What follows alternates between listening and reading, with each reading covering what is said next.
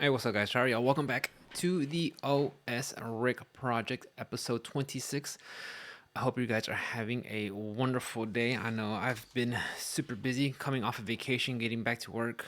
You know how that goes, guys. It's just getting back to the swing of things, especially after being gone for a week, and then you come back and then everything's a mess. It's just the worst. But anyways, guys, that doesn't matter. That's neither here nor there. I just want to say thank you for hanging out, guys. I really appreciate it. This is episode 26. I will be taking a break next week, guys. So for the 27th, don't expect to find an episode because I'll be up with my time for this month. I know I went through my whole bandwidth pretty early with that 3 hour podcast with my buddy Shane, and then a couple of the episodes following it right back to back. So there won't be an episode next week, guys, so we'll just take that as a little break, but I'll be back early November around the 7th, so be prepared for that. And don't worry, guys, I will still be going over stuff even though I won't be recording it, even though I won't be uploading it. I will still be recording it, having it ready, and that way when the fresh date to put up content, I'll be ready to roll it out, and you guys will just be up and ready and caught up with everything. So because I know, like, in the video game news, it's very easy for stuff to just get outdated because everything is just constantly happening, whether it's on PC, on the consoles, or it's just so many stuff going on, so much stuff coming on that I want to still, give my 2 cents and share with you guys and let y'all, just let you know what's going on in my head and how I process all this information and stuff. But anyways, guys, let's start off with what I've been playing, and I've been on Near Automata on the Switch, and I've enjoyed it. I already finished 2B's storyline, so now I'm working on 9S, and I believe there's gonna be one more. I forgot what their character was. If you guys know, let me know. So I believe so. I'm working on the second story, and I'm enjoying it. And the Switch is not that bad. I've been it's pretty fun. There's a couple of times where you go into the shooting part, and you have to lock on, or you have to constantly hold down the button to shoot, and then starting to move with the Joy Cons. It becomes a little bit of a challenge, but besides that, though, I mean, the game's been a blast. I've been enjoying it. The story's cool. The music's cool. If you guys played the game on PlayStation 4 where it was originally released, you probably know this already. But if you haven't played it and you have a Switch, I would recommend it. It's a fun action game. It's really cool. I mean, it really is just so cool because there's some parts where you're just fighting, and the camera's like in the third person view, and then all of a sudden you'll go down this corridor and the camera just goes to the side 2D version, and you'll start having the action and just killing robots and everything. And like I said, man, it has style. It has style, and I always kind of knew that about the game, but actually when you get to play and see it firsthand, it's just so cool. So I would recommend, guys, you guys give it a shot.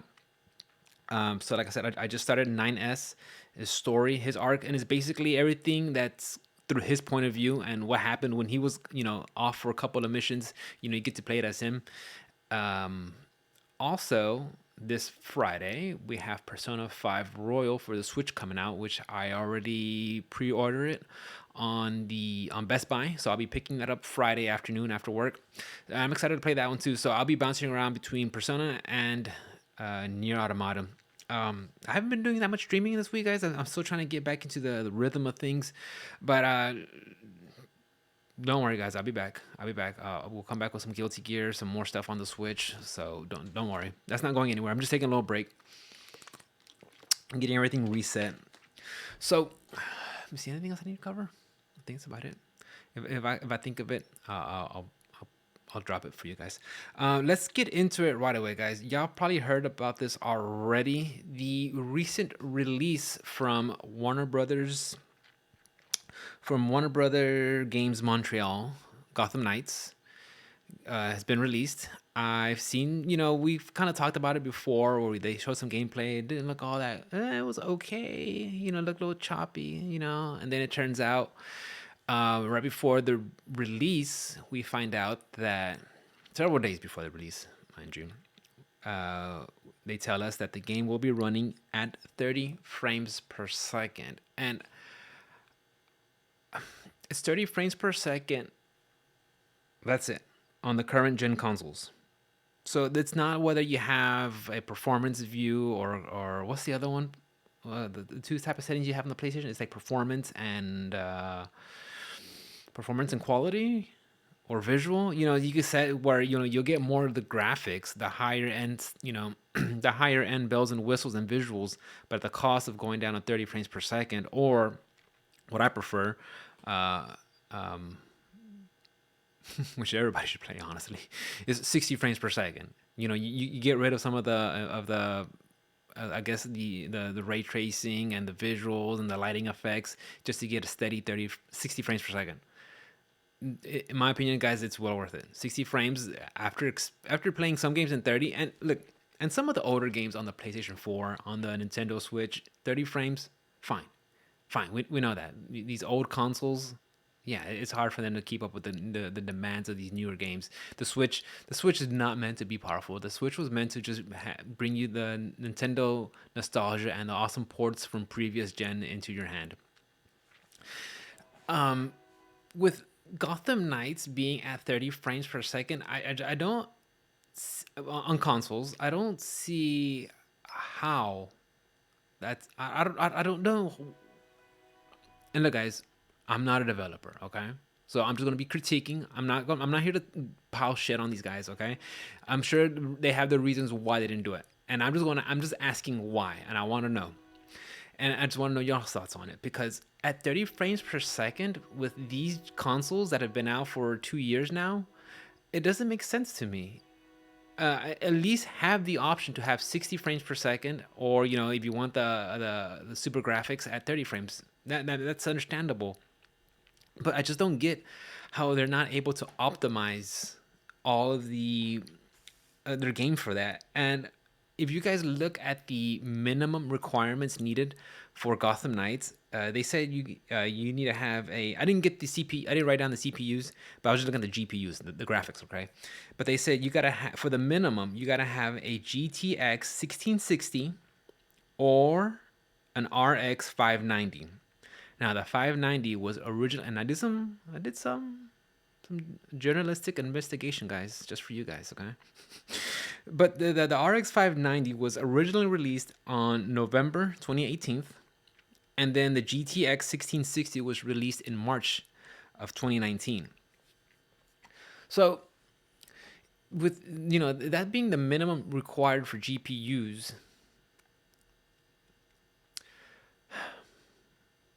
like, okay. Before we go in further deeper, it's like, okay. I also saw. I wish I had sources here, but I didn't write down sources. I didn't write it down, guys. But they said since it was also being on the Xbox Series S, that was one of the reasons why they had to go with 30 frames per second. And apparently, I've been hearing that the Xbox Series S is a potato. It's really.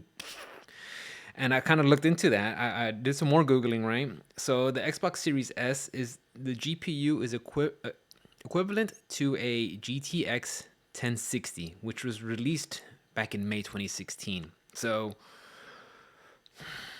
is it the Xbox Series S's fault that the game is coming out at 30? I don't know, man. I mean, there has to be stuff that I'm missing here, right? There's information that I do not know, because if the Xbox Series S is that low of on the GPU of how functional that GPU is, it almost feels like, how did Microsoft like not like see this? Were they expecting? I mean, they just wanted this to be an entry level. I guess that's what it is, right? It's kind of an entry level Xbox for the people who don't want to spend all that much for the Xbox Series X. But then again, if you think about it, on the power of on the performance side, isn't it just like an Xbox Series 1.5? If that's the reason why developers are having to keep their games down to 30 frames per second, I want to say I could see that. But it would also be, and I'm trying to look at this on both sides, guys. But wouldn't the developer also have it where, okay, for this console, it'll be set at 30 frames per second, and then these other ones for the PlayStation 5 or the Xbox Series X will keep it at, the option to go from 30 to 60 and vice versa. I find that really strange. Now, is Gotham Knights the only game that's doing this right now? From what I've seen, what I've heard, I think A Plague Tale Requiem is also in the same boat where now I did read somewhere where they got some like a day one patch to help with some of the frames, and then if you have a beefy enough PC, you could keep it up at 60 frames per second. But I think you gotta have like a 3070 or 3080 around there. I could be wrong, guys. Look it up.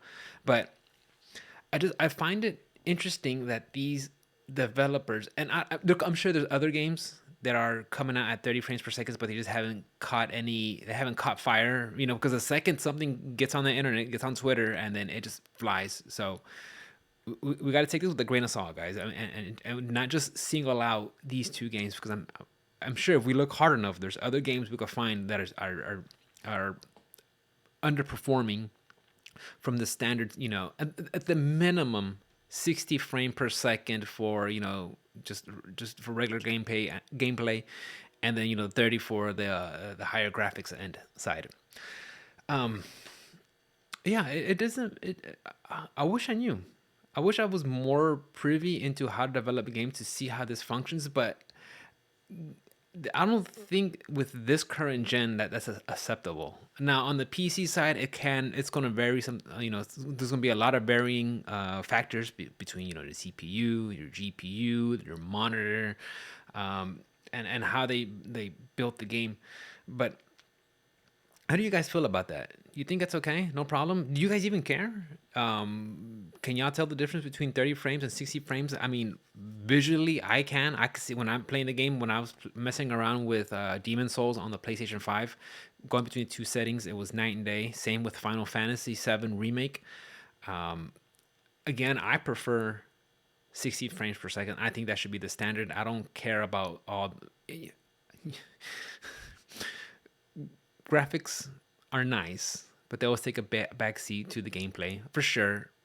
But there's something about 60 frames per second that just makes it so much smoother. It just makes it better, just pleasing. It just does it just flows a lot better. So tell me what you guys think. Is this big? Is it worth it? Does it matter? Um, was Gotham Knights even on y'all's radar? Did you guys even care about that game coming out? I did some more looking into that game, and oh, they so so so on the consoles, you're only getting locked at 30 frames per second, and it's priced at 69.99. So these games are starting to come up in value at $70. Is that going to be the standard? I wouldn't be surprised if this model is slowly going to be adopted by developers and they start moving it to $70. I wouldn't be surprised. As a consumer, no, I don't like that. But someone, that has that, when we think of it at this business side, at how big these teams are and how much man hours and the logistics of getting all these games done, and the keeping the lights on and just having to meet quotas for your shareholders, I can see why it's going up to $70. And look, if you're a fan of a certain game, if you're a big time fan, you know that going an extra $10 is probably not going to be a big deal.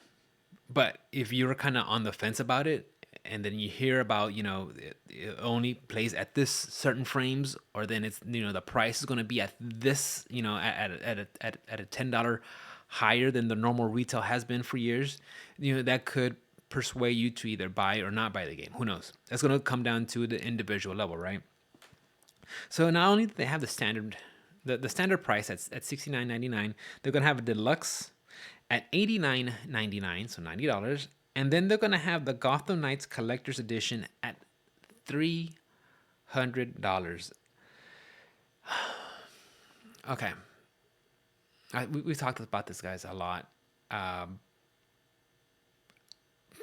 Do you, Wow, $300 worth of like extra stuff. So we got the base game at 70. So what's the other, $230 worth of like extras that but like how do you I mean you would have to be a mega fan, right? Of Red Hood, Batman. I mean, who is it? It's Batgirl, Nightwing, Robin, and Red Hood. So you would have to be like a super fan of these characters to justify spending that much. And I'm sure there's some people that are some collectors that love this, but dang, with everything being just so pricey now, it's like $300. And if it was something like well, even with Elden Ring, I'd even go back and buy the collection. I mean, I kind of kick myself for not, but at the same time, like, do I need it? No, I'm fine. The game is still a great experience, whether I got the collector's edition or not. But $300? Can you imagine, guys? That's like,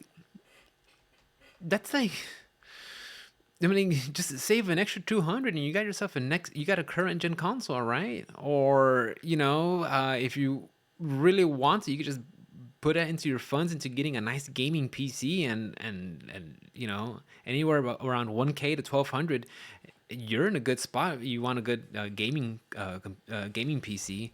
It's just when I start looking at it like that, it's just like wow, $300 for a collector's. And like, look, guys, it's one of those things it's gonna vary per person, right? Someone's gonna find the value in that and think it's awesome. Some people, like me, are gonna look back and sit back and be like, big pass, big no. Um, Another thing about the game, guys, and I'm not here to shit on Gotham Knights. It's just like the flavor of the week, and I just like it. I just want to talk about it, right? They'll have single player or online co-op. They'll have no offline co-op and no cross-play planned. It's like, okay, okay. Well, I think I also read somewhere that's gonna be a separate story. It's not like the Arkham series that came out what was it, 10 years ago? 12 years ago now. It's a whole separate story, so it's not gonna be tied in with that. But they said they will have no microtransactions, but they will have some in-game purchases. I guess you could buy costumes. I guess I don't know. Um, I just find it strange. I mean, these games are just getting bigger and bigger with the attached price also, and it's just getting bigger. And of course, I think it just really boils down to the frames. Uh, I would have to. I don't know. This game is not on my like. I saw it. I was like, okay, cool. I have fond memories of playing the Batman Arkham series, but I don't know if I would ever get back into this one. Um, I want to talk about. Let's shift gears, guys. Let's talk about Persona 5. It's coming out this Friday. Uh, I don't know about you guys, but I like it. I enjoy streaming, and I enjoy streaming Persona 5 when it came out, and I enjoyed it. It was fun. I like sharing it with everybody. Especially other people that played it. They'll come in and talk about it, and what they've done, what builds they have, and what demons they found, and stuff like that. But I find it a little strange that Atlas has these guidelines and regulations when it comes to for video and streaming.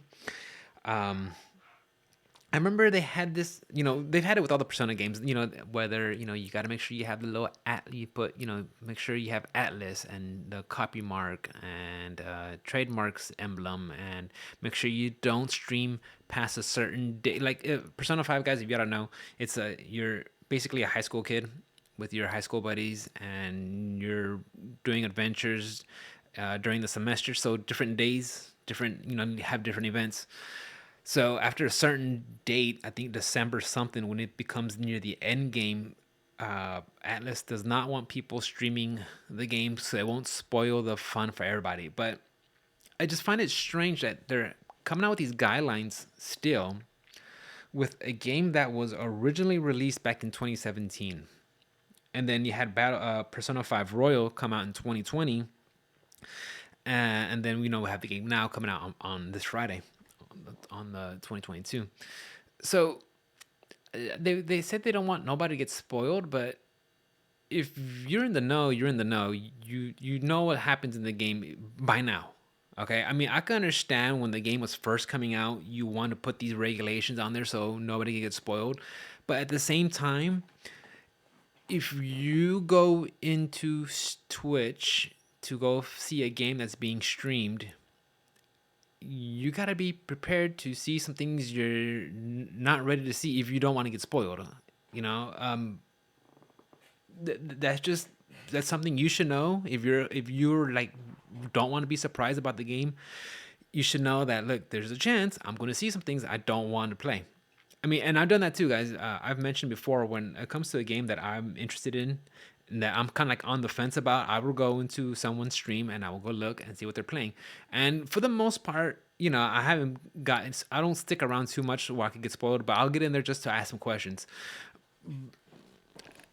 And yes, you know, Atlas is doing this, you know, to look out for the consumer that wants to purchase it. But the game's been out for a good while. If you haven't played Persona, which you should, you you probably know what you get yourself into. So just letting you know, guys, I do plan on streaming when I get the chance. So make sure you drop by and say hello. And you know, if you're scared of getting spoilers, you know, just just shut off the viewing part and just leave chat on. But yeah, I find that interesting. I mean, of course, it is their game, and I'm sure when you play the game, you got to sign up. You got to like agree to some user agreements where you know they're probably just licensing the game out to you, and you just have a chance to play their copy. I haven't looked at it, but you know how it is, guys. I just find it weird that in this like they're still doing this for Persona 5, which has been out for a while now. It's like if there was Persona 6 whenever that comes out, because I'm pretty sure they will. I'm sure that, and even then, are they going to enforce it? Maybe if you're some big time, if you're a streamer that has a major platform, you know, a major audience, I could see them coming down on them. But to get everybody, I'm not saying they couldn't do it or wouldn't do it, but I'm just saying I don't think it would be worth their time. I don't know. So just keep your eye out for that, guys. What else do I want to talk about before we go? I do want to mention. Oh, any fighting game fans here? Anybody? No? Yeah, me. I am. Y'all know that. So Street Fighter 6, Capcom recently had the beta come out. That was what, 2 weekends ago, and everybody was having a blast. Everybody that I saw streaming it was enjoying it. They were trying out new characters. They were trying out the mechanics of the game. Overall, from what I saw on Twitter and on Reddit, everybody was having a positive experience with the game. Mind you, it's still a beta. There's still lots to be seen and experienced and to be released. But just from what we've seen, from what I've seen, what I've gathered from this beta, it seems to have a very positive impact in the community. So that's good, right? Well, a group of modders decided to take it upon themselves to keep playing the game even after the game should have been played. And so they did that, right? And then they went to Twitter and started talking about it and just going to the freaking internet and just sounding out and letting everybody know that they were doing that. Of course, Capcom caught wind of this, and they went in there and did an update to, I think, if I remember correctly, it's to like shut down the exe file. That way, it just won't be able to execute. So some people are saying just put your Steam account offline and don't update it. That way they keep playing it. So, for the modders who did that, kudos. That's pretty cool. You know what you're doing. You obviously know what you're doing if you're able to get a workaround and get the stuff playing even though it got shut down. Now, for the people who did that and then started sounding off on Twitter and letting everybody know, it's like, what are you doing? What are you, like, internet clout? You got to have that so much that you're just going to, like, mess it up for yourself and everybody else? Like, Jesus Christ, dude, what's wrong with you? But what this tells me is that Street Fighter 6 the Capcom is doing something good with this game. That people are willing to go in there and hack and make mods for the beta to keep it keep running. Capcom's doing something good. So this is giving me more positivity for the games for its release. So I can't wait. I'm getting more hype that knowing that this game is gonna. So it just seems like it's gonna be fun. So I'm excited, but yeah, you have these yahoos running around just modding shit. It's like, shut up, dude. Shut up. You're able to play the game. Just enjoy it offline while you still can before the cap cops find out. So anyways, guys, if you're doing all that stuff, just shut the fuck up. All right, just shut up. Enjoy the game. All right. Bring your friends over and have a good time. Don't stream it. Don't add anybody. Don't put video up and upload it. So more video game news. WB Games Mortal Kombat Onslaught. Upcoming mobile RPG. The first mobile exclusive cinematic story experience. Developed and co-published by NRS, NetherRealm Studios. Well, I can't say that I'm surprised because Street Fighter already has a mobile game that's only out in China right now. And if you guys ever watch any of the Capcom Pro Tour streams, when they go on breaks, every once in a while they have a commercial for that mobile game. I don't know what the game's about. I don't know how it plays. I don't know what's in there. I'm not a fan of gotchas or mobiles. Okay, so already right off the bat, I'm already out. But it's only the Street Fighter one's only out in China, and apparently in everywhere else worldwide, it's coming soon. It's coming soon, but even then, I don't care. I'm not gonna play it. So of course, it doesn't. It makes sense to me that NRS and WB wants to. Hey, if Street Fighter's doing it, why can't we do it, right? Everybody has a mobile phone. I mean, it's so easy for someone to download, and then you have your.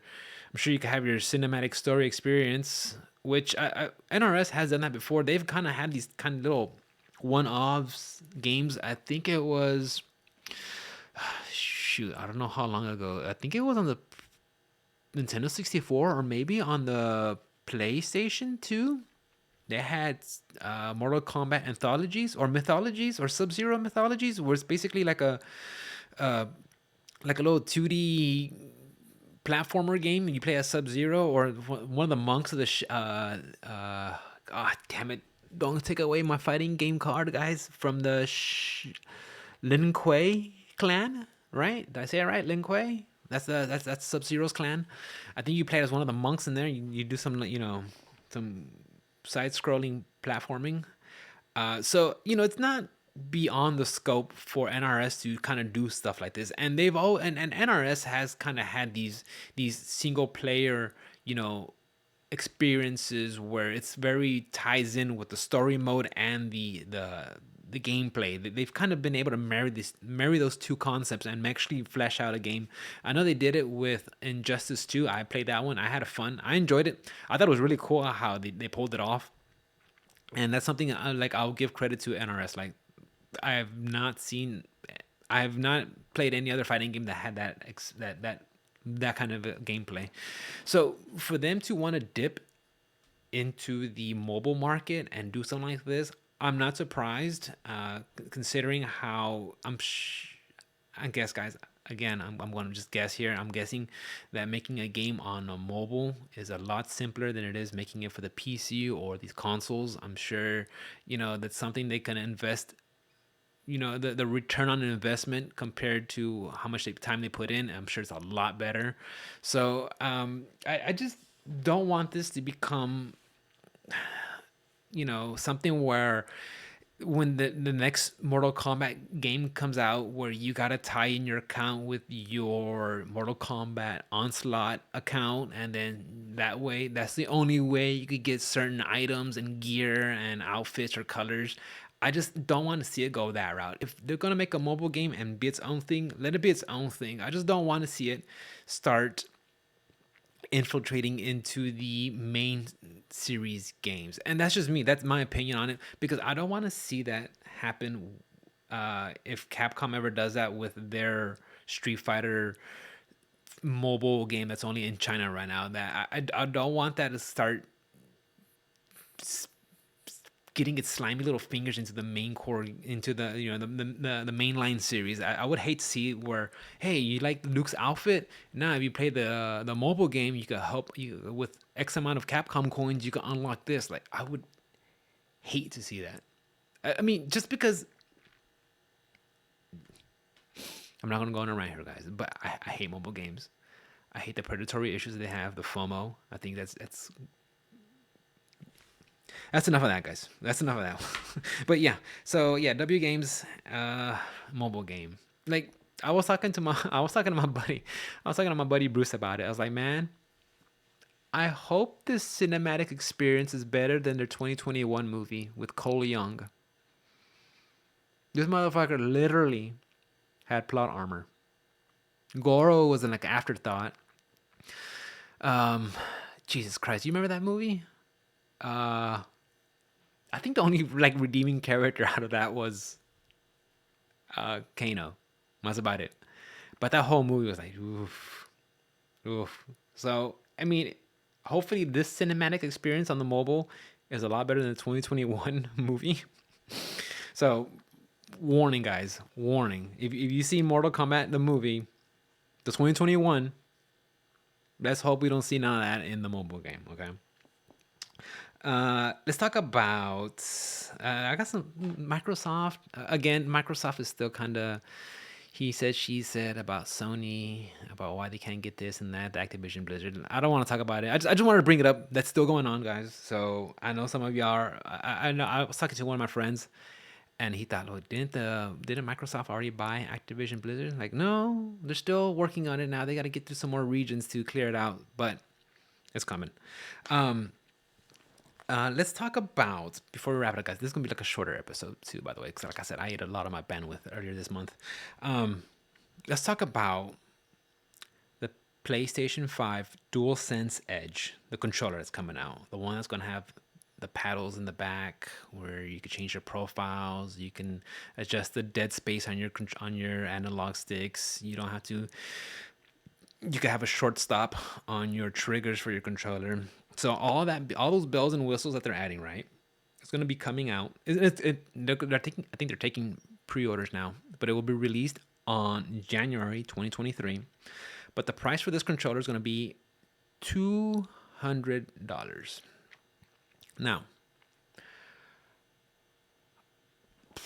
how do you justify a $200 purchase for a controller?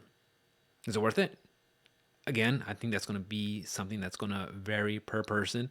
If you're all about it and you're going to get it day one because you got to have it, Sony is glad you're their fan. You probably also bought The Last of Us remake twice already. So Sony's glad to have you in the corner for sure. But look, all jokes aside, $200 on a controller. It's gonna vary person per person. Look, guys, I have multiple arcade sticks for my fighting games. You know, I also see that like you can completely customize it. You get different buttons, different layouts, different pounds, springs for it to have different pounds and weights.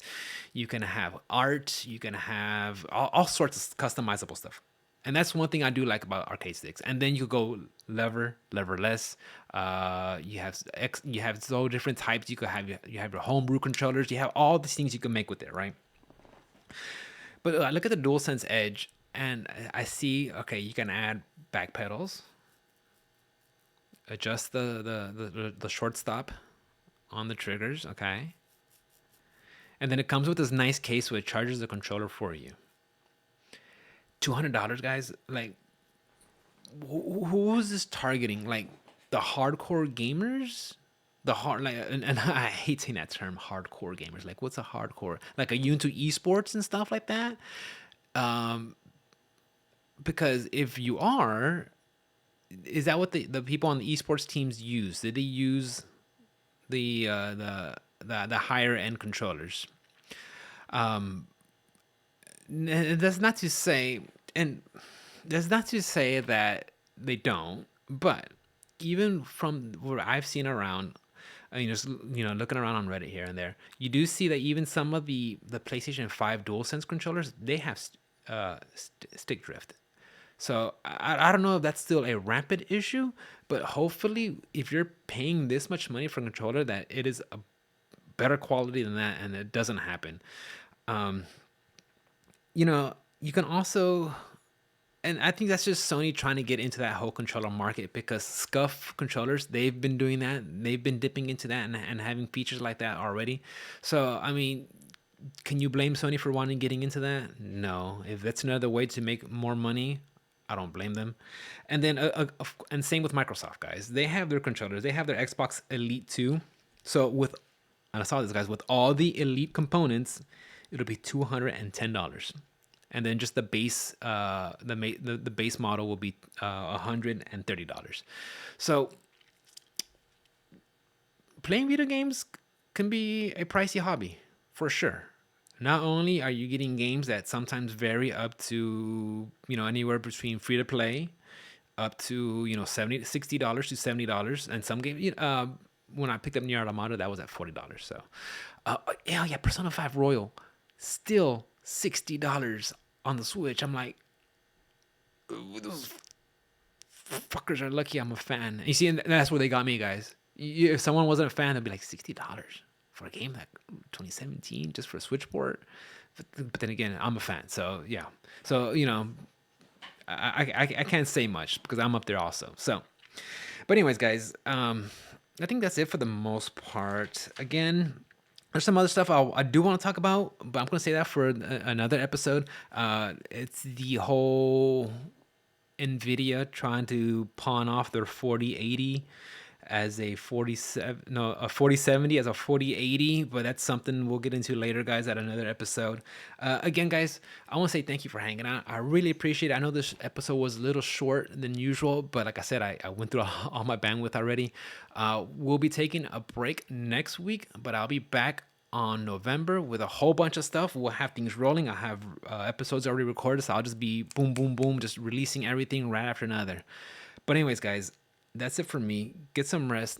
Go have some fun. Enjoy some hobbies. Play some video games, and yeah, take care of yourself, guys. I love y'all. And if you guys want to hang out some more, even though you can't catch me on the podcast, make sure to just drop by and check out my streams on Twitch, guys. All right.